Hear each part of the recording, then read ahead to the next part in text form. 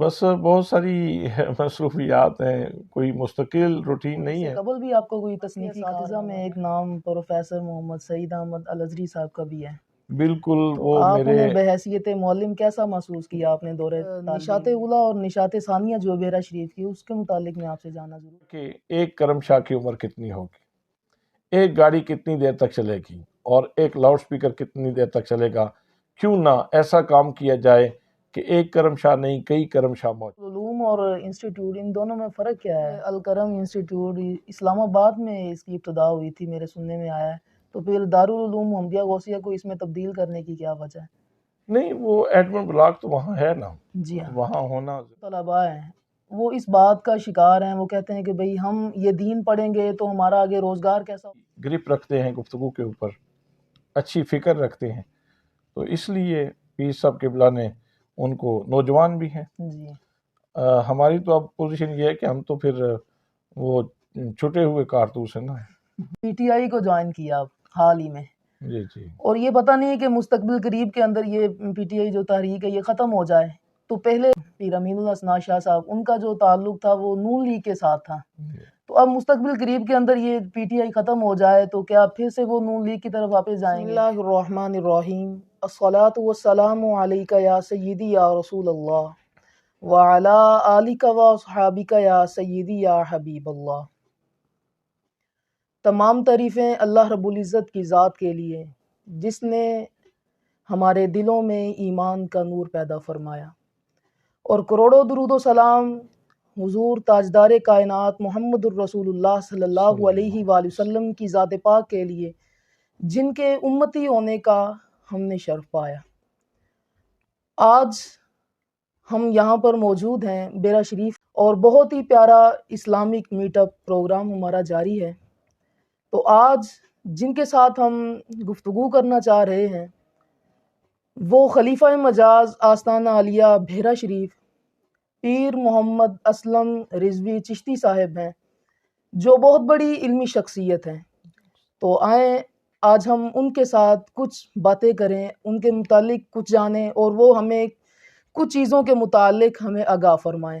تو آئیے چلتے ہیں ہم پیر محمد اسلم رضوی چشتی صاحب کی طرف۔ السلام علیکم ورحمۃ اللہ وبرکاتہ۔ وعلیکم السلام ورحمۃ اللہ وبرکاتہ۔ جناب مزاج کیسے ہیں آپ کے؟ الحمدللہ، اللہ کریم کی عنایت، اللہ کریم کا شکر ہے۔ تو آج ہم کچھ آپ کے بارے میں جاننا چاہتے ہیں۔ ہم نے بہت کچھ سرچ کیا آپ کے بارے میں، لیکن ہم انٹرنیٹ کی مدد سے نہ جان سکے، تو میرا ارادہ یہ تھا کہ میں آپ کے پاس حاضر ہوں اور یہاں آ کر آپ کی بارگاہ میں آپ سے کچھ سوالات کیے جائیں، آپ اپنے ادارے کے متعلق ہمیں بتلائیں، آپ ہمیں اپنی پیدائش کے متعلق، آپ کہاں پر پیدا ہوئے، کس کے یہاں پیدا ہوئے، یہ سارا کچھ آپ ہمیں تفصیل کے ساتھ بتائیے گا۔ جی، بسم اللہ الرحمن الرحیم۔ سب سے پہلے تو میں علامہ عطا اللہ قادری صاحب کا شکر گزار ہوں جو لمبا سفر کر کے یہاں تشریف لائے، اور پھر یہ بھی ان کی مہربانی ہے جو فرما رہے ہیں کہ انٹرنیٹ پہ تلاش کیا لیکن آپ نہیں ملے، تو یہ بھی مجھے بڑی خوشی ہوئی سن کے کہ شکر ہے کہ ابھی ہم گمنامی کے پردے میں ہیں۔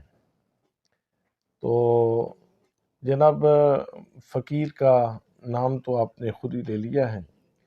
میرے والد گرامی حافظ محمد اشرف صاحب چشتی نظامی ہیں، اور وہ بھی سلسلہ عالیہ چشتیہ نظامیہ میں بیعت تھے۔ ہمارا گاؤں تحصیل کھاریاں میں چک میانہ ہے، ایک دین گاہ شہر ہے وہاں، اس کے ساتھ ہے، اور ہمارا گاؤں سارے کا سارا جتنے بھی ہم افراد ہیں خاندان کے، وہ ایک صوفی بزرگ کی اولاد ہیں جن کا نام تھا حضرت شاہ عبدالجلیل المعروف بابا جی گدڑی والی سرکار۔ یعنی پہلے وہ کسی علاقے کے، دلی کے علاقے میں گورنر تھے، پھر انہوں نے دنیا کو خیر آباد کہا اور گدڑی کا لباس پہن لیا۔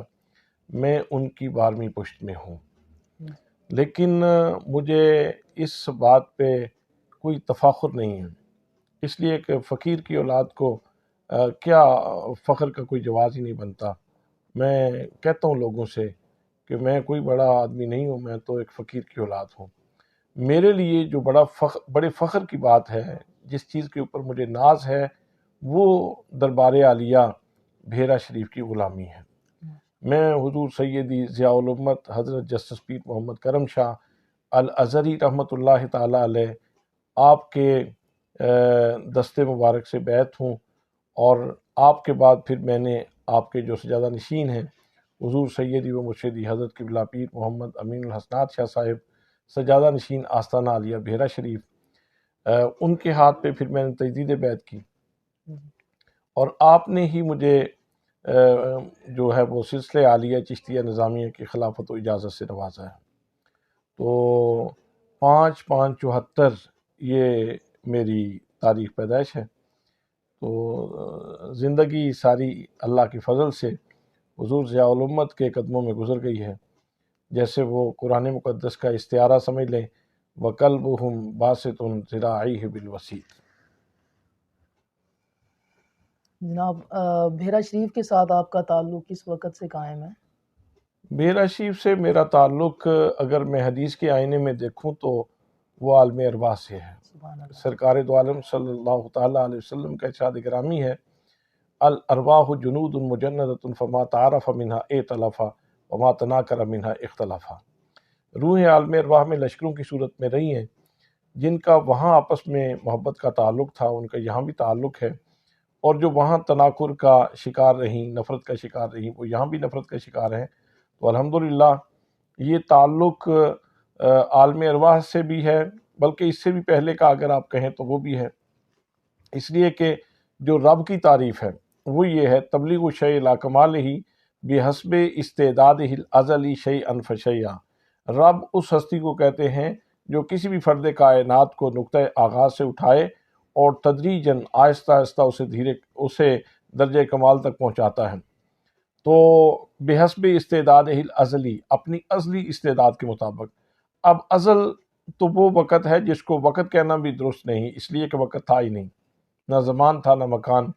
تو اس وقت بھی علم الہی میں ہم سارے لوگ موجود تھے، ہر بندے کا ظرف بھی متعین تھا اور ہر بندے کی خیرات بھی متعین تھی۔ تو الحمدللہ یوں سمجھ لیں کہ آیان سابقہ کے دور میں، جس کو دور کہنا بھی بڑا مشکل ہے، اس وقت سے ہی ہم اس درگاہ کے سوالی ہیں۔ جی ہاں، اور آپ کو خلیفہ مجاز بھی کہا جاتا ہے، آپ کو یہیں سے حضور۔ جی، وہ میں نے پہلے عرض کیا ہے کہ موجودہ جو سجادہ نشین صاحب ہیں جی ہاں، حضرت پیر محمد امین الحسنات شاہ صاحب، ان کے جن کو ہم دیوان کریم بھی کہتے ہیں، جن کو ہم غریب نواز بھی کہتے ہیں، جو ہمارے سالار کارواں ہیں، سالار قافلہ ہیں، جو ہمارے قلب و نظر کے بادشاہ ہیں، انہوں نے مجھے اس نعمت روحانی سے نوازا تھا۔ قبلہ آپ کی ڈیلی روٹین کیا ہے؟ بس بہت ساری مصروفیات ہیں، کوئی مستقل روٹین نہیں ہے، لیکن یہ ہے کہ اسباق بھی اللہ کے فضل سے، اللہ کریم کی عنایت سے، توفیق سے جتنے پڑھا سکتا ہوں پڑھاتا ہوں۔ جی ہاں، اور ساتھ آپ جانتے ہیں کہ میری ملک کے طول و عرض میں یہ تقریری تبلیغی سرگرمیاں بھی ہیں، سفر بھی جاری رہتے ہیں، اور اس کے علاوہ کچھ تحریری کام بھی اللہ کے فضل سے کرتا رہتا ہوں۔ ابھی اللہ کے فضل سے میں وہ ایک کتاب لکھ رہا ہوں کہ نبی مکرم صلی اللہ تعالیٰ علیہ وسلم کا انتظار زمانے نے کیسے کیا تھا، جی ہاں، اور پھر جب آپ تشریف لے آئے تو پھر آپ کا ذکر کیسے ہوا۔ اس کے اوپر تقریباً 3 اقساط میں لکھ چکا ہوں، جو سلسلہ وار واٹس ایپ گروپس میں بھیج چکا ہوں، فیس بک پہ بھیج چکا ہوں۔ انشاءاللہ جیسے وہ کتاب تیار ہوگی تو ہم آپ کو بھی وہ نسخہ تحفہ پیش کریں گے۔ جزاک اللہ۔ اور اس سے قبل بھی آپ کو کوئی تصنیفی کارنامہ ہے؟ یہ ابھی ایک کتاب میری تقریباً 700 صفحات پہ مختلف آرٹیکلز جی موجود ہیں، ان میں یوں سمجھ لیں کہ ابھی تازہ ترین جو میں نے لکھا وہ یہ ہے کہ ہے کوئی پاکستان کا، جی ہاں، اس عنوان پہ، جی اور یہ لکھا کہ 2 عین کے ایک شخصیت، جی حضرت پیر محمد امین الحسنات شاہ صاحب کو دیکھنے والے کس نظر سے دیکھتے ہیں، اور اس کے اوپر لکھا۔ اور پھر یہ جب سویڈن میں اور ہالینڈ میں قرآن مقدس چلایا گیا تو اس حوالے سے پھر قرآن مقدس کے حوالے سے لکھا کہ قرآن کیا کہتا ہے اور ہم کہاں کھڑے ہیں، جی قرآنی تعلیمات کیا ہیں، اور اصل میں تو ہم خود کافروں کو موقع دیتے ہیں بولنے کا۔ اگر مسلمان قرآنی تعلیمات کے اوپر عمل کر لیں تو شیرازہ مجتمع ہو جائے، انتشار ختم ہو جائے، خلفشار ختم ہو جائے، ایک قوت بن جائے، اور عالمگیر غلبے کا راز مسلمانوں کو اللہ کریم عطا فرما دے، ان کو عالمگیر غلبہ نصیب ہو جائے۔ انشاءاللہ۔ اور آپ کے اساتذہ میں ایک نام پروفیسر محمد سعید احمد الازہری صاحب کا بھی ہے، بالکل، تو وہ آپ میرے انہیں بحیثیت معلم کیسا محسوس کیا آپ نے دورے طالب علمی میں؟ وہ بہت اچھے استاد ہیں، اللہ جی کریم ان کے علم میں فضل میں برکت فرمائے۔ آج کل وہ آستان عالیہ کھریپر شیف کے اوپر تدریسی خدمات سر انجام دے رہے ہیں۔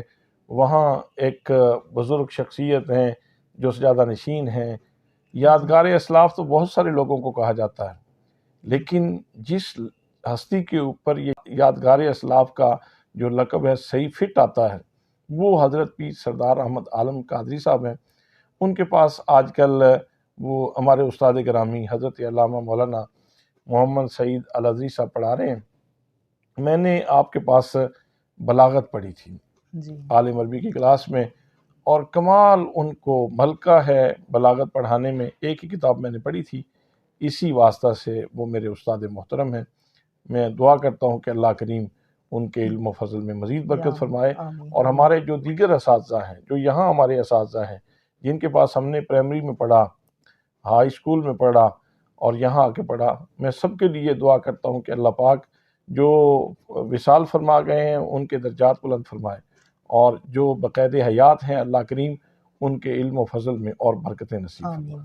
اور نشاط اولیٰ اور نشاط ثانیہ جو بیرا شریف کی، اس کے متعلق میں آپ سے جاننا ضرور چاہوں گا۔ جی، دارالعلوم محمدیہ غوثیہ بھیرا شریف، جی یہ اس کا آغاز 1925 میں یہ حضرت غازی اسلام پیر محمد شاہ صاحب رحمۃ اللہ علیہ جو حضرت ضیاء الامت رحمۃ اللہ علیہ کے والد گرامی ہیں، جی آپ بڑے دیدہ ور شخصیت تھے، اور اس وقت کے اگر معروضی حالات آپ دیکھیں جو مسلمانوں کی کیفیت تھی، تجارت وہ ساری کی ساری ہندوؤں کے پاس تھی، سکھوں کے پاس تھی، سرکاری مناصب اور عہدے وہ انگریزوں کے پاس تھے، مسلمان زیادہ سے زیادہ درجہ چاروں میں ملازم ہوتے تھے، یا تھوڑی بہت کسی کے پاس زمین ہوئی تو وہ اس طرح لوگوں کا گزارا چلتا تھا۔ تو حضرت غازی اسلام رحمۃ اللہ تعالیٰ علیہ محسوس فرماتے تھے کہ کسی بھی قوم کی ترقی وہ علم میں پنہا ہے۔ جو قوم جتنی زیادہ باشعور ہوگی، جتنی صاحب علم ہوگی، اتنی اس کو ترقی زیادہ نصیب ہوگی۔ تو آپ پہلے تو گھر گھر جا کے لوگوں کو کہتے تھے کہ آپ اپنے بچے دیں، ہم ان کو پڑھاتے ہیں، جی تو لوگ نہیں دیتے تھے، یہاں وہ اتنا رجحان نہیں تھا۔ وہ بعض لوگ غریب اتنے تھے کہ وہ ٹکا 1.5 جو فیس ہوتی تھی وہ نہیں دے سکتے تھے، تو پھر آپ فرماتے تھے آپ اپنا بچہ بھیجیں، ہم اس کی فیس کا انتظام ہم کریں گے۔ جی تو یہ وہ چونکہ بزرگ جو ہوتے ہیں نا، یہ ایک صاحبان رحمت کی صورت میں ہوتے ہیں، جی بالکل۔ اور ان کو نبی مکرم صلی اللہ تعالیٰ علیہ وسلم کی شان رحمت للعالمینی کا فیض نصیب ہوتا ہے، تو یہ سبھی لوگوں کے لیے خیر سوچتے ہیں۔ تو پھر آپ نے باقاعدہ 1925 میں ایک سکول شروع کیا محمدیہ غوثیہ پرائمری سکول کے نام سے، اور ایک ادارہ شروع کیا جو آپ کے سامنے ہے، وہ ایک مسجد امیر السالکین کے ساتھ ایک چھوٹا سا کمرہ ہے، جی وہاں سے یہ سلسلہ نور شروع ہوا تھا۔ اور پھر جب حضرت غازی اسلام رحمۃ اللہ تعالیٰ علیہ کا وصال ہوا تو حضرت ضیاء الامت رحمۃ اللہ تعالیٰ علیہ اس وقت جامعہ الازہر سے پڑھ کے آ چکے تھے۔ جی تو پھر آپ نے اپنے جو پیر بھائی تھے ان کو دعوت دی، حضور غازی اسلام کا 40ویں کا ختم تھا، جی اس موقع پہ لوگوں کو دعوت دی، کہا کہ آپ اپنے بچے دیں، ہم ان کو پڑھائیں گے، ان کو عالم دین بنائیں گے، ان کی دونوں آنکھیں روشن ہوں گی، ان کو دین کا علم بھی دیں گے، ان کو عصری علوم سے بھی آراستہ کریں گے۔ تو یہ نشأت ثانیہ 1957 میں حضرت ضیاء الامت رحمۃ اللہ تعالیٰ علیہ نے فرمائی۔ اس میں ایک بات اور بھی سمجھنا ضروری ہے، یہاں سے پھر دارالعلوم محمدیہ غوثیہ کی ساری مقصدیت کھل کے سامنے آ جاتی ہے کہ یہ کیوں بنایا گیا تھا۔ حضور سیدی ضیاء الامت حضرت جسٹس پیر محمد کرم شاہ الازہری رحمۃ اللہ تعالیٰ علیہ فرمایا کرتے تھے کہ جب میں مصر میں پڑھنے کے لیے گیا تو سرگودا ریلوے اسٹیشن سے میرے والد گرامی نے مجھے الوداع کہا۔ تو الوداع کہنے سے پہلے گاڑی چلنے والی تھی، آپ فٹ پاتھ کے اوپر کھڑے تھے، ہاتھ آپ کا میری وہ کھڑکی سے آپ نے میری کمر کے پیچھے رکھا ہوا تھا اور فرما رہے تھے بیٹا محمد کرم شاہ جی جب آپ پڑھ کے آؤ گے تو میں تمہیں ایک گاڑی لے کے دوں گا، میں تمہیں ایک لاؤڈ سپیکر لے کے دوں گا، اور پھر تم نے کیا کرنا ہے اس گاڑی کے اوپر لاؤڈ سپیکر رکھ کے گلی گلی میرے نبی کی عظمت کا ہوکا دینا۔ سبحان اللہ۔ کیا اخلاص کا جملہ ہے، کیا پیار میں گندا ہوا جملہ ہے، اور کتنی اس کے اندر چاشنی ہے اور کتنا خلوص اور اخلاص ہے اس کے اندر، اور اللہ کریم نے اس خلوص کو قبول کیسے کیا۔ حضور سیدی ضیاء الامت فرماتے ہیں کہ جب میں وہاں پڑھتا تھا تو والد گرامی کا یہ ارشاد اکثر میرے ذہن کی سطح پہ وہ گردش کرتا رہتا تھا۔ میں واپس آیا تو میں نے سوچا کہ ایک کرم شاہ کی عمر کتنی ہوگی، ایک گاڑی کتنی دیر تک چلے گی، اور ایک لاؤڈ سپیکر کتنی دیر تک چلے گا۔ کیوں نہ ایسا کام کیا جائے کہ ایک کرم شاہ نہیں کئی کرم شاہ موجود ہوں، کئی گاڑیاں چلیں اور کئی لاؤڈ سپیکر آن ہوں، اور یہ کائنات کی فضا میرے آقا کریم صلی اللہ تعالیٰ علیہ وسلم کی محبت کے نور سے اور آپ کے تعریف کی نغمات سے معمور ہو جائے۔ میں نے اس لیے دارالعلوم محمدیہ غوثیہ کی نشأت ثانیہ کی ہے۔ جی، اور جو نشاط ثانیہ ہے آج جو دارالعلوم محمدیہ غوثیہ ہے اسی کے اوپر برقرار ہے، اس کے اندر جو نصاب ہے وہی بالکل ہے یا اس میں کوئی رد و بدل؟ ہاں بالکل تقریباً سلیبس تقریباً ملتا جلتا ہی ہے، زیادہ کوئی چینجنگ نہیں ہوئی، لیکن یہ ہے کہ جن فنون کے اوپر آپ نے فوکس کیا تھا وہ اپنی جگہ پہ موجود ہیں، جی ان میں کوئی ایسی ویسی کوئی تبدیلی نہیں ہوئی، لیکن یہ ہے کہ جو بھی چیز جمود کا شکار ہوتی ہے جی وہ پھر زوال کی طرف چلنا شروع ہو جاتی ہے۔ تو زمانے کی ضروریات کو سمجھنا، رفتار کو سمجھنا، تقاضوں کو سمجھنا اور پھر اس کے مطابق اہتمام کرنا، یہ کسی بھی سالار کارواں کے لیے ضروری ہے۔ تو ہمارے مرشد گرامی بڑے ویژنری شخصیت ہیں اور بڑے وسیع افق پر نظر رکھنے والے لوگ ہیں، تو وہ وقت کی ضرورت کو بہت اچھے طریقے سے سمجھتے ہیں۔ اسی وجہ سے آپ نے دارالعلوم کو آگے الکرم انٹرنیشنل انسٹیٹیوٹ میں بدل دیا ہے۔ جی، دارالعلوم اور انسٹیٹیوٹ ان دونوں میں فرق کیا ہے؟ مقاصد تو ایک ہی ہیں، اب ظاہر ہے وہ یونیورسٹی کا اسلوب ہے، جی یہاں وہ تھوڑا سا اسلوب پرانا ہے، جی تو تعلیمی تدریسی اسلوب میں کچھ فرق ہے، لیکن مقاصد جو ہے نا وہ عالمگیر غلبہ اسلام ہے۔ جی، یہ الکرم انسٹیٹیوٹ اسلام آباد میں اس کی ابتدا ہوئی تھی، میرے سننے میں آیا ہے، تو پھر دارالعلوم محمدیہ غوثیہ کو اس میں تبدیل کرنے کی کیا وجہ ہے؟ نہیں، وہ ایڈمن بلاک تو وہاں ہے نا، جی ہاں وہاں ہونا ضروری ہے، آخر جی اسلام آباد ہمارا دارالخلافہ ہے، تو ایڈمن بلاک وہاں موجود ہے، تو اب وہاں سے اب اس کے کیمپس بننے کے مزید بھی انشاءاللہ بہت سارے شہروں میں، یہاں بیرا شریف میں لا کالج بھی شروع ہو گیا ہے، ماشاءاللہ۔ اور 3-4 فیکلٹیز کے اوپر بی ایس بھی شروع ہے، جی ہاں تو انشاءاللہ ابھی آنے والے وقت میں آئی ٹی کا جو کیمپس ہے وہ بھی کہیں شروع ہوگا، دیکھیں اب گجرانوالہ میں شروع ہوتا ہے، سیالکوٹ میں شروع ہوتا ہے، اور اسی طرح انجینئرنگ کا شروع ہوگا، میڈیکل کا بھی پیر صاحب قبلہ کا ارادہ ہے۔ تو اصل میں اس دور میں ضرورت اس چیز کی ہے کہ ایسے افراد کار تیار کیے جائیں جو اللہ اور اس کے رسول صلی اللہ تعالیٰ علیہ وسلم کے جھنڈے کی سربلندی کے لیے پڑھیں، جی، صرف روزی کے لیے نہ پڑھیں۔ کہ آپ یہ ارشاد فرمائیں کہ آج کل جو طلباء ہیں وہ اس بات کا شکار ہیں، وہ کہتے ہیں کہ بھئی ہم یہ دین پڑھیں گے تو ہمارا آگے روزگار کیسا ہوگا، اور پھر جو ان کو بیچنے والے ہوتے ہیں ان کے والدین یا ان کے عزیز و اقارب وہ بھی ان کی توجہ اسی طرح مائل کرتے رہتے ہیں ہمیشہ کہ بھئی تو دین پڑھے گا تو کیا کرے گا آگے، کوئی انجینئرنگ کر، کوئی اور کام کر، ڈاکٹریٹ کر۔ تو یہ اس طرح وہ پستی کا شکار ہوتے ہیں، آپ ان کو کیا درس دینا یہ چاہیں گے؟ بس اصل میں بعض اوقات لوگ احساس کمتری کا شکار ہوتے ہیں۔ میں جانتا ہوں اس وقت بہت سارے ایسے لوگوں کو جانتا ہوں جنہوں نے ایم اے کیا ہوا ہے، رکشہ چلا رہے ہیں، جی بی اے کیا ہوا ہے، رکشے چلا رہے ہیں، یا کہیں کوئی چھوٹی موٹی نوکری کر رہے ہیں، لیکن اس وقت بھی میرے پاس ڈیمانڈ موجود ہے کہ ہمیں کوئی عالم دین دیں، ہم اتنے اس کو وظائف دیں گے، اتنی تنخواہ دیں گے، سہولیات کا انتظام کریں گے، بل بجلی ہم دیں گے،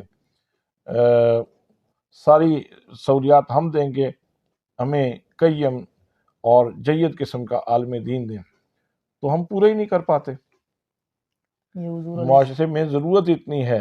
جی تو یہ بس علماء کو اس سے، بخاص طور پہ دینی طلباء کو اس احساس کمتری سے نکلنا چاہیے۔ اگر وہ پڑھیں، اگر وہ صحیح محنت سے پڑھیں تو وہ تو یہ چھوٹا اعزاز ہے کہ صدر ہو، پرائم منسٹر ہو، کوئی بڑے سے بڑا عہدیدار ہے، 7 دنوں کے بعد جمعہ کا دن جب آتا ہے تو وہ سارے آپ کے سامنے بیٹھے ہوتے ہیں اور آپ ممبر رسول پہ بیٹھے ہیں۔ اللہ کے رسول کے ممبر کے اوپر بیٹھنا یہ کوئی چھوٹی بات تو نہیں ہے۔ بس صرف اس کے لیے ایک بات ضروری ہے، وہ میں آپ کی خدمت میں عرض کرتا ہوں۔ اللہ کریم نے ارشاد فرمایا، ادعو الی سبیل ربک بالحکمت والموعظۃ الحسنہ، کہ لوگوں کو اللہ کے راستے کی طرف بلاؤ، حکمت کے ساتھ، دانائی کے ساتھ اور موعظت حسنہ کے ساتھ۔ اب موعظت کی جو صفت لگائی وہ الحسنہ لگائی۔ الحسنہ ہر اس چیز کو کہتے ہیں جس کے اوپر اللہ کی پیار کی نظر ہو۔ اگر مبلغ کا نقطہ نظر ٹھیک ہو جائے اور اس کی نیت خالص ہو جائے، اور جب وہ ممبر پہ بیٹھتا ہے تو وہ لوگوں کو دیکھنے سے پہلے یہ بات دیکھ لے کہ میری زبان سے کوئی ایسا لفظ نکل جائے جس کے اوپر میرے رب کی پیار کی نظر پڑ جائے۔ اگر وہ اس نیت سے واز کرے گا، گفتگو کرے گا، اس کے اندر پھر تاثیر بھی ہوگی، اس کے اندر پھر نور بھی ہوگا، معاشرہ بھی بدلے گا، اس کا فیض بھی عام ہوگا، اور اللہ کریم پھر بندے کی قدردانی بھی لوگوں کے دلوں میں ڈال دیتا ہے۔ جی دارالعلوم محمدیہ غوثیہ، اس کا جو نصاب ہے اور پھر پیپروں کا طریقہ کار، یہ کس طرح سے ہے؟ وہ نصاب تو وہ آپ کاپی دیکھ لیں، بہت اچھا جی عالی شان نصاب ہے۔ ہم نے نہیں دیکھا کہ جس ہمارے دوست نے، ہمارے عزیز نے یہ سلیبس صحیح طریقے سے پڑھا ہو اور پھر وہ معاشرے میں کہیں مایوسی کا شکار ہو، یہ نہیں دیکھا۔ جی اور دارالعلوم کا یہ ایک طرح امتیاز ہے کہ یہاں ہم اپنے بچوں کو 65% پہ پاس کرتے ہیں یا 60% پہ پاس کرتے ہیں۔ جی باقی آپ جانتے ہیں کہ بہت سارے بورڈ ہیں جو 33% پہ بچوں کو پاس کرتے ہیں، تو یہاں 60% مارکس ضروری ہوں، 65% مارکس ضروری ہوں، تو وہاں تو پھر بہت بچوں کو ٹف ہے۔ محنت، خاصی محنت کرنا پڑتی ہے۔ جی اور کسی بھی ادارے کو اگر وہ دارالعلوم محمدیہ غوثیہ کے ساتھ الحاق کرنا چاہے، اس کے لیے کیا شرائط ہیں؟ اس کے لیے شرائط، چونکہ جس بندے نے چلنا ہے اس قافلے کے ساتھ، جی تو پھر ایک دفعہ سفر شروع کر کے واپس مڑنا یا پیچھے مڑ کے دیکھنا یہ کوئی مناسب بات نہیں ہے۔ تو جو بھی اس مقصد کے لیے آتا ہے تو پیر صاحب اسے فرماتے ہیں کہ آپ ذرا دھیان سے، توجہ سے ہمیں دیکھ لیں، ہمارے نظام کو دیکھ لیں، سسٹم کو دیکھ لیں، ہمارے اساتذہ سے آپ میٹنگ کر لیں، ہمارے ایڈمن بلاک میں بیٹھیں، ہمارے جو لوگ انتظامی ذمہ داریوں پہ ہیں ان کو دیکھ لیں، تو ایک دفعہ صحیح طرح آبزرو کر لیں کہ آپ ہمارے ساتھ چل سکیں گے کہ نہیں چل سکیں گے۔ اور اگر آپ کا ارادہ بن جائے اور آپ استقامت سے چلنے کے لیے تیار ہو جائیں تو پھر اگلا مرحلہ یہ ہوتا ہے کہ وہ ہماری ایک تنظیم ہے انجمن تعلیم المسلمین، ہم یہ دوستوں سے گزارش کرتے ہیں کہ آپ جگہ جو ہے نا وہ انجمن تعلیم المسلمین کے نام کروا دیں۔ اور اس کی وجہ کیا ہے؟ اس کی وجہ یہ ہے کہ جو فرد ہوتے ہیں نا، افراد کی زندگی سالوں پر ہوتی ہے اور اداروں کی زندگی یہ صدیوں پر ہوتی ہے۔ تو اگر ادارہ مضبوط ہاتھوں میں ہوگا تو پھر آگے ہمیشہ وہ اپنے ڈومین میں سفر کرتا رہے گا۔ افراد میں یہ ہوتا ہے کہ ایک فرد تو ٹھیک اپنی روٹین پہ چل رہا ہے، لیکن آگے جا کے اگلی نسل آئی تو شاید ان کے وہ نظریات نہ ہوں. لوگ آپ دیکھتے ہیں کہ کتنی بڑی بڑی تبدیلیاں آ جاتی ہیں. جی تو پھر اس طرح ادارے فلاپ ہو جاتے ہیں. تو اس لیے پیر صاحب قبلہ ارشاد فرماتے ہیں کہ آپ ہمیں خوب دیکھیں، خوب پرکھیں، ہمارے سسٹم کو خوب جانچیں اور اس کے بعد ہمارے ساتھ چلیں. اور ہمیں آپ سے کوئی غرض بھی نہیں ہے، بس یہ ہے کہ بس آپ نے نیت باندھ لی ہے تو پھر صحیح طرح ہمارے ساتھ چلیں. اور مختلف جو تنظیمیں ہیں، الکرم فرینڈز کے نام پر، الکرم ہینڈز کے نام پر، اس کے بنانے کا کیا مقصد ہے؟ یہ تنظیمیں تو ہوتی ہیں نا، جب آپ سوسائٹی میں رہتے ہیں جی تو لوگوں کی خدمت کے حوالے سے ہیں. اب یہ الکرم فرینڈز ہے، جی یہ اب جتنا ہمارا وہ سلسلہ پھیلا ہوا ہے علماء کا، اور ادارے ہیں، فیض یافتگان ہیں دربار عالیہ کے، اور پیار کرنے والے لوگ ہیں. بہت سارے ایسے لوگ ہیں جو دربار شریف کے مرید نہیں ہیں لیکن وہ حضرت ضیاء الامت رحمۃ اللہ علیہ کی فکر سے متاثر ہیں جی اور پیار کرتے ہیں. تو اب جب اتنے لوگ موجود ہیں تو ان سارے بازوؤں کو اگر جمع کر لیا جائے تو ایک بہت بڑی طاقت بنتی ہے. جی اور جب وہ اجتماعی طاقت کسی بھی کام کو کرنا چاہے تو پھر کوئی مشکل نہیں رہتی. ویسے بھی فلاحی رفائی کام ساتھ ساتھ چلتے رہتے ہیں. جی اب دربار عالیہ پہ شب کرم ہے، جی ایک خالص تربیتی پروگرام ہے. وہاں جید قسم کے اسکالرز، علماء، ان کو یہاں دعوت دی جاتی ہے اور ان سے استفادہ کیا جاتا ہے. تو اس طرح وہ ہمارے بچوں کی بھی تربیت ہوتی رہتی ہے. اور یہ جو افطار و تقریبات ہے، اس کا سلسلہ کب سے شروع کیا ہے؟ یہ بھی ویسے تو جب سے ادارہ ہے اس وقت سے ہی چل رہے ہیں سلسلے، جی لیکن اب ذرا جب سے پیرزادہ ڈاکٹر ابوالحسن محمد شاہ صاحب جامعہ الازہر سے پڑھ کے آئے ہیں تو آپ نے اس کو ذرا مینج کر لیا ہے. تو جی اب ذرا خاص اہتمام سے یہ ساری تقریبات ہوتی ہیں. ان کے ساتھ اب ڈاکٹر نعیم الدین الازہری صاحب کا نام نہ لیا جائے تو یہ خیانت ہوگی. وہ اس سارے معاملے میں ڈاکٹر صاحب کے دستے راست ہیں. جی اور انہی کو ترجمان کیوں بنایا گیا، ڈاکٹر نعیم الدین الازہری صاحب کو؟ یہ تو قبلہ پیر صاحب کی مرضی ہے نا. جی وہ چونکہ دربار شریف کے خطیب بھی ہیں جی ہاں اور پھر یہ ہے کہ وہ جامعہ الازہر کے اسکالر ہیں، جی وہاں سے پڑھے ہوئے ہیں، اچھی گرپ رکھتے ہیں گفتگو کے اوپر، اچھی فکر رکھتے ہیں. تو اس لیے پیر صاحب قبلہ نے ان کو، نوجوان بھی ہیں. جی ہماری تو اب پوزیشن یہ ہے کہ ہم تو پھر وہ چھٹے ہوئے کارتوس ہیں نا. جی اور ایک سوال وہ لوگوں کی طرف سے ہے، میری عقیدت ہے اس آستانہ کے ساتھ، جی جی تو میرا تو وہ سوال بنتا ہی نہیں ہے. لوگوں کی طرف سے ایک سوال ہے کہ پی ٹی آئی کو جوائن کیا حال ہی میں، جی جی اور یہ پتہ نہیں ہے کہ مستقبل قریب کے اندر یہ پی ٹی آئی جو تحریک ہے یہ ختم ہو جائے. تو پہلے پیر امین اللہ ثنا شاہ صاحب، ان کا جو تعلق تھا وہ نون لیگ کے ساتھ تھا. تو اب مستقبل قریب کے اندر یہ پی ٹی آئی ختم ہو جائے تو کیا پھر سے وہ نون لیگ کی طرف واپس جائیں گے کیا؟ کل من علیہا فان ویبقی وجہ ربک ذو الجلال والاکرام.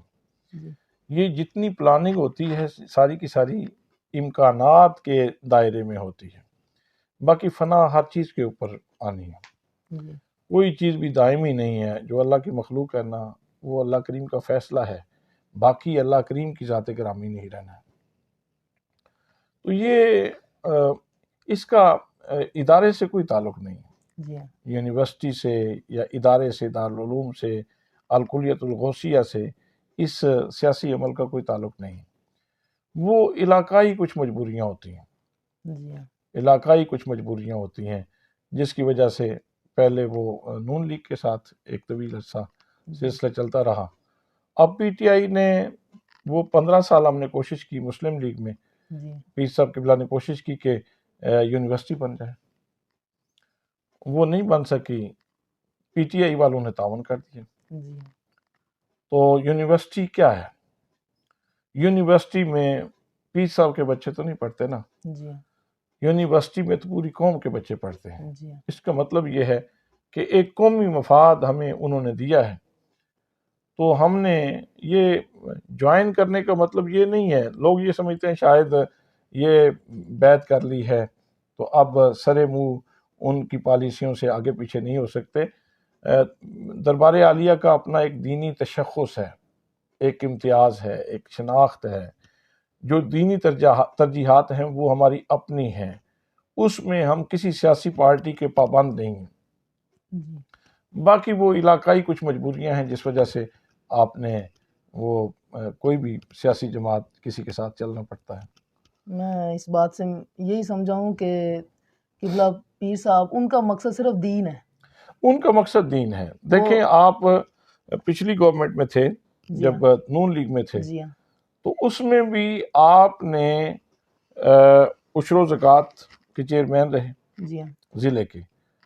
تو جس دن آپ آفس میں جاتے تھے، جتنے لوگ آپ کے پاس ملنے کے لیے آتے تھے ان کو اپنی پاکٹ سے چائے پلاتے تھے، یعنی نہ اپنے لیے کپ چائے کا لیا ہے اور نہ اپنے ملنے والوں کے لیے کپ چائے کا لیا ہے۔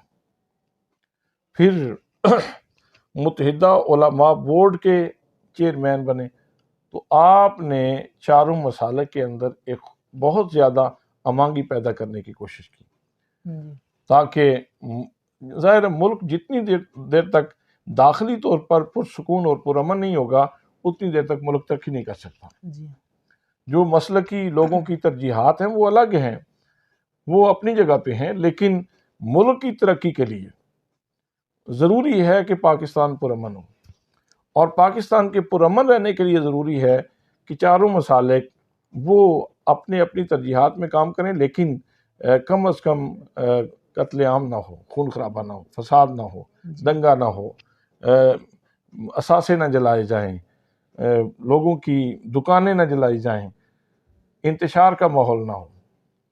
تو اس میں آپ نے بڑا کام کیا۔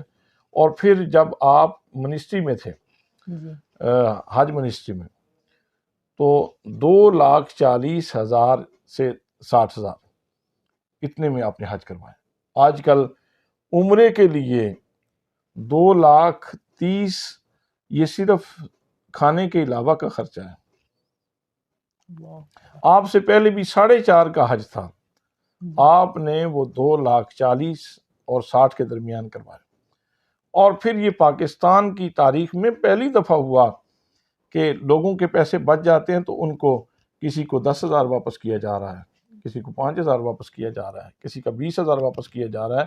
ایسا کبھی ہوا ہے؟ ایسا کبھی بھی نہیں۔ یہاں پاکستان میں تو مسجد کے بلوں میں ٹی وی کے چارجز موجود ہیں، جی ٹی وی کے چارجز جو ہیں وہ مسجد کے بلوں کے اندر موجود ہیں۔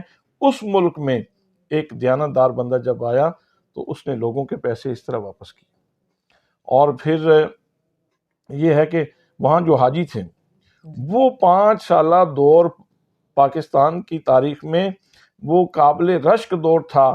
دیگر ممالک کے لوگ رشک کرتے تھے پاکستان کے اوپر کہ 3 وقت کا کھانا اور اس میں 7 فروٹ، یہ تو گھر میں بھی کوئی نہیں کھاتا، جی 3 وقت کے کھانوں میں فروٹ موجود ہو، یہ تو نہیں ہوتا۔ جی اور پھر یہ ہے کہ ٹرانسپورٹ کا ایسا اعلیٰ انتظام کہ آپ کے گیٹ کے سامنے ہمہ وقت وہ گاڑی گردش کر رہی ہے، آپ کو انتظار نہیں کرنا پڑتا، آپ اپنے ہوٹل سے باہر نکلتے ہیں، گاڑی موجود ہے، آپ کو لے کے وہ سوئے منزل روانہ ہو جاتی۔ تو مقاصد پیر صاحب کے وہ دینی ہیں، جی جو ان کا تشخص ہے، جو ان کا ایک تعارف ہے، انٹروڈکشن ہے، انہوں نے آج تک یہی کام کیا ہے اور آگے بھی ان کا یہی کام ہے۔ امت کو متحد کرنے کا کوئی ایک نسخہ آپ بتائیں تاکہ یہ امت متحد ہو جائے۔ بڑا انتشار ہے، ہر طرف افراتفری کا عالم ہے۔ دیکھیں جی، امت بننے کے لیے سب سے پہلے قرآن مقدس کے اوپر ایمان لانا ضروری ہے، اور قرآن مقدس کے اوپر ایمان پختہ ہو جائے تو اللہ فرماتا ہے وَاعْتَصِمُوا بِحَبْلِ اللَّهِ جَمِيعًا وَلَا تَفَرَّقُوا، اللہ کی رسی کو مضبوطی سے تھام لو اور تفرقہ میں نہ پڑو۔ تو جب اللہ کریم یہ ارشاد فرماتا ہے تو پھر اتحاد کا یہ خوبصورت نسخہ ہے۔ اور اس میں یہ بھی عرض کروں گا، اتحاد کے لیے جو چیز معاون ہو سکتی ہے وہ یہ ہے اتحاد کو جو چیز پارا پارا کرتی ہے وہ زبانوں کا بے دریغ استعمال ہے، ناجائز استعمال ہے۔ کسی بندے کا کوئی نقطہ نظر ہے، اس کو احسن الفاظ میں بیان کر دیا جائے، کوئی حرج نہیں ہوتا۔ مسئلہ اس وقت پیدا ہوتا ہے جب لوگ زبان کو تلوار بنا لیتے ہیں اور ایسے زخم لگا دیتے ہیں کہ پھر تلوار کا زخم تو مندمل ہو جاتا ہے لیکن زبان کے زخم مندمل نہیں ہوتے۔ تو اس میں اللہ کریم کا ارشاد گرامی ہے وَجَادِلْهُمْ بِالَّتِي هِيَ أَحْسَنُ، کہ قرآن پڑھنے والے اگر کسی کے ساتھ مجادلے کی نوبت بھی آئے نا تو اس کے اندر بھی حسن ہونا چاہیے۔ اب مجادلہ کلام کا ایک درجہ ہے، سب سے پہلا جو درجہ ہے وہ مکالمہ ہے، پھر اس کے بعد مباحثہ ہے، پھر اس سے اوپر مناظرہ ہے، پھر اس سے اوپر والا درجہ وہ مجادلہ ہے۔ تو اتنے درجوں میں جو اتنے اوپر والا درجہ ہے اس میں بھی کہا جا رہا ہے کہ بات ایسی کرنی ہے جس کے اندر حسن موجود ہو۔ پھر اللہ کریم ایک جگہ پہ ارشاد فرماتا ہے وَقُلْ لِعِبَادِي يَقُولُ الَّتِي هِيَ أَحْسَنُ، اے محبوب جو میرے بندے ہیں نا آپ ان سے کہہ دیجئے کہ وہ لوگوں سے اچھی بات کریں، حسن والی بات کیا کریں۔ اور پھر ایک اور حوالہ جو سورہ طٰہٰ کے اندر موجود ہے کہ اللہ کریم نے حضرت موسیٰ اور حضرت ہارون علیہ السلام کو فرعون جیسے بڑے کافر کے پاس بھیجا، اس نے انا ربکم الاعلیٰ کا دعویٰ کیا تھا کہ میں رب ہوں، تو سمجھانے کے لیے 2 پیغمبروں کو بھیجا اور وہ صاحب عصا بھی ہیں۔ تو انہیں کہا کہ جب تم نے فرعون سے جا کے بات کرنی ہے فرمایا وَقُولَا لَهُ قَوْلًا لَيِّنًا، جب اسے بات کرنا تو ذرا نرمی سے کرنا۔ اب آپ مجھے بتائیں کہ فرعون کی برائی سے بڑی کوئی برائی ہے؟ فرعون کے عقیدے کی خرابی سے بڑی کوئی خرابی ہے؟ جب اتنے خراب عقیدے والے بندے کے ساتھ بھی بات کرنی ہے تو اللہ فرماتا ہے نرمی سے بات کرنا، اور 2 پیغمبروں کو جو صاحب عصا پیغمبر ہیں ان کو کہا جا رہا ہے۔ تو کیا قرآن مقدس فقط کہانیوں کی کتاب ہے؟ یہ صرف بچوں کو لوری دینے کے لیے اتاری گئی ہے؟ ایسے نہیں ہے۔ قرآن مقدس یہ کتاب ہدایت ہے، یہ ہمارے لیے نور کا ایک جہان ہے، اور اس سے ہم نور کشید کر کے اپنی زندگیوں کو منور کر سکتے ہیں اگر چاروں مسالک کے علماء بلا تفریق اگر یہ لوگ اپنی زبانوں کا صحیح استعمال فرمائیں، صحیح استعمال کریں، اور اختلاف بھی کرنا ہے تو کسی چج سے کریں، کسی انداز سے کریں، خوبصورتی سے کریں، تو پھر کم از کم یہ ہے کہ کچھ اتحاد کی راہیں کھلی رہتی ہیں اور کسی موقع پہ سر جوڑ سکتے ہیں۔ یہ ایک نسخہ ہے۔ ویسے نسخہ جو تو میں نے پہلے آپ کی خدمت میں عرض کیا ہے، اعتراض کرنے کے لیے لیول بھی تو ایک جیسا ہونا چاہیے نا۔ اب چھوٹے سے چھوٹا انسان اٹھ کر کسی بڑے عالم دین کے اوپر اعتراض کرتا ہے تو یہ تو بے جا ہے۔ بس وہ آج کل تو ہر بندہ اپنے آپ کو عقل کل سمجھتا ہے نا، اس وجہ سے یہ خرابی لازم آتی ہے۔ بڑوں کا احترام تو بڑا ضروری ہے۔ سرکار دو عالم صلی اللہ تعالیٰ علیہ وسلم کا ارشاد گرامی ہے من لم یرحم صغیرنا ولم یوقر کبیرنا فلیس منا، کہ جس نے ہمارے چھوٹوں کے اوپر رحم نہ کیا اور جس نے ہمارے بڑوں کی تعظیم نہ کی اس کا ہمارے ساتھ تعلق ہی کوئی نہیں۔ تو جو بڑا ہے اس کا احترام تو ہونا چاہیے۔ قبلہ آپ کا بہت شکریہ کہ آپ نے اپنے قیمتی وقت میں سے ہمیں وقت عنایت فرمایا۔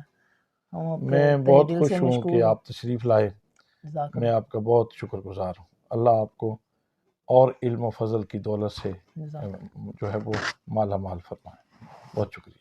اللہ پاک ہم سب کا حامی و ناصر ہو۔